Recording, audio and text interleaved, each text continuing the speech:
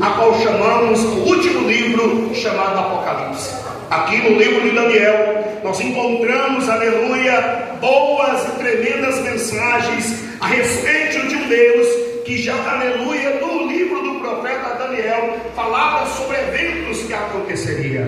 Eu quero nesta noite deter o coração desta igreja, em nome do Senhor da Glória, algo muito tremendo sobre esse texto. Primeiro, aleluia, que Daniel era um homem de oração. Aleluia, é o primeiro fato. O texto vai dizer, aleluia, que este Daniel, ao qual nós conhecemos, tinha um costume de orar 3 vezes ao dia. Aleluia, eu repito, tinha um costume de orar 3 vezes ao dia.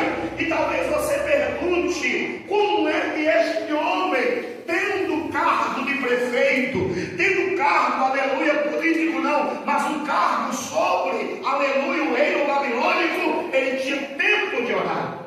Pergunta para o texto, pergunta para o livro de Daniel, porque a Bíblia diz, aleluia, no capítulo 6, quando alguém procurou, aleluia, algum defeito, algum problema, alguma corrupção sobre, aleluia, a região que ele tomava conta e não encontrou, os colegas parlamentares na época dele disse, só existe um meio, aleluia, de nós tentarmos e atingirmos Daniel, é contra o Deus que ele serve.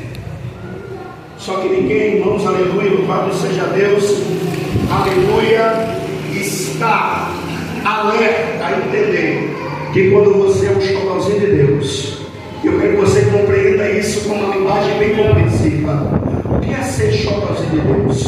A Bíblia diz que Davi é um homem que, se a gente fizer uma leitura pelo caráter dele, nós que somos carnais e limitados, cancelaríamos ele. Aleluia. E você diz por quê? Porque Davi foi um homem que premeditou a morte de Urias. Davi foi um homem que andou, aleluia, sobre o caminho do adultério. Davi foi um homem que foi frouxo como pai. E assim, aleluia, sucessivamente aconteceu vários problemas que moldaram o caráter de Davi. Mas a Bíblia diz que Davi termina com uma honra gloriosa. E você me pergunta qual? Ele morre com esse título: um homem segundo o coração de Deus. E como é que eu faço para ser um homem segundo o coração de Deus? A revelação está, aleluia, no livro de Salmos, de número 51, versículo 17.